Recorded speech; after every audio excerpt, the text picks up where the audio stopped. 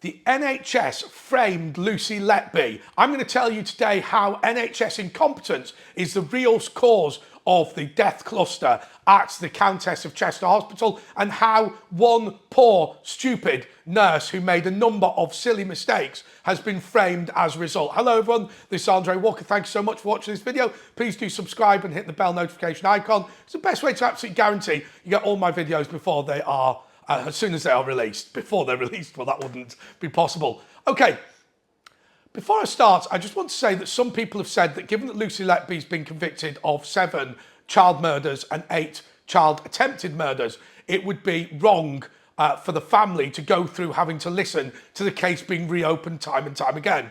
Well, let me just say, first of all, if what I say in this video is true, then not only are these parents not victims of anything at all other than NHS incompetence, but also the idea that you should lock someone up for life just because that it might upset the family to tell the truth and admit they're innocent is a risible position to be in.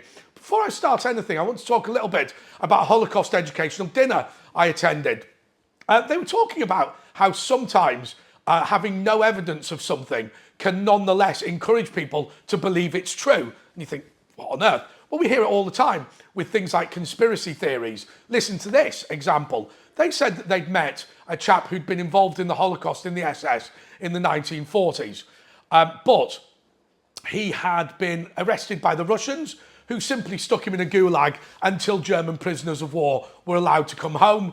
And so what that meant was he'd been in prison for his crimes and couldn't be convicted again. So he went back to working for a major car company in Germany. Anyway, when they went to him, they started talking to him about all of his experiences in the war, and they said, but before that, he was a perfectly normal guy, just talking about his life. And they said, when we started talking about the Jews, suddenly he reverted back to his whole Nazism, saying, these people are attempting to ruin our societies, they control banking, they control all this sort of usual stuff that you would hear from a Nazi. And it was only when the doctor who was interviewing him said to him, do you realise there's no evidence for this? And he went, of course there's no evidence. Do you think they would leave evidence? They're not that stupid. So, of course, the point being that the fact there is no evidence whatsoever was his principal motivation for believing the case had been proved. That becomes important with Lucy Letby. First of all, there is no CCTV. Secondly, there are no eyewitnesses. Thirdly, every single piece of evidence against her is purely circumstantial. And let's go through some of it. First of all, the most important thing is the statistical analysis. Okay, she was present for every suspicious death of every baby. Yes. No other medic was present at every suspicious death of every baby. Yes. Now, let me tell you what the definition of suspicious death was when Lucy Letby was present. Wait, hang on a second. The definition of suspicious death was that Lucy Letby was present. Yes. And here's the reason. Because they were saying that the only suspicious deaths in the end, according to their theory, were the ones that Lucy Letby was present for. So it becomes this circular catch-22. The only reason why she was present for every suspicious death was because the reason they were deemed suspicious was she was present, which of course is a statistically risible thing to say. So, of course, she was present. Now, the fact she was the only one present is a piece of bad luck. But if the definition of a suspicious death is Lucy Letby was present, then by definition, she was present for all suspicious deaths. Now, let's just be clear about something else. Those weren't the only deaths on the ward, but the other deaths on the ward when she was not present were deemed to be not suspicious because she was not present for them. I think that that, in of itself, is a very, very troubling thought. Now, there are various theories as to how she murdered or attempted to murder the children that she was around. And one of them is that she attempted to inject either insulin or attempted to inject air into their veins, their arteries, thus causing embolisms or whatever it is. I apologise, I'm not a medic. But let's just be clear. Why did they say that she injected either insulin or air into their arteries? Because this would be the only way of explaining why there were no injuries whatsoever to some of the children and why there was absolutely no evidence she'd done anything at all. Get that? So First of all, every suspicious death was by definition she was present there. Secondly, the reason that they knew she must have used air into the arteries was because that's the only way she'd leave absolutely no evidence whatsoever that any of it had happened at all. Once again, extremely worrying. Now, you're going to say to me, what about these notes made to herself? And this is the reason why there may well be a retrial. It's because of this.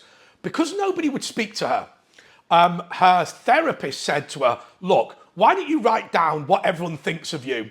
Why don't you write down everything that's even your darkest thoughts on a piece of paper, and then when you come to me, you can read them all out. That's why she wrote things like, I'm a bad person, I did this, I am to blame, and all that sort of thing. It was a reference to those people, what other people thought of her in the hospital, because she'd been on suspension for that long. Unbelievably, the defence did not mention this to the jury. I mean, just a dreadful, dreadful, dreadful mistake to have made. So, of course, the jury considered this to be evidence that she was guilty. Of course, it wasn't. The other thing that was presented was the body cam footage. I don't know if this was presented in court, but many people did see this when the police knocked on her door and she didn't appear to be shocked. You have to understand, she was already on suspension from the hospital because of a theory that she had killed all these babies. Therefore, the police knocking on her door, whilst it will have been distressing, wouldn't have been an enormous shock. And what other people make the point is some people are more sad than others. At my mother's funeral, we didn't cry in any of the eulogies or anything like that. Different people are different. And so we just look at those few pieces of evidence and just say to yourself, look, this is a real concern. But here's what I'm very worried about. And the question that nobody has bothered to ask.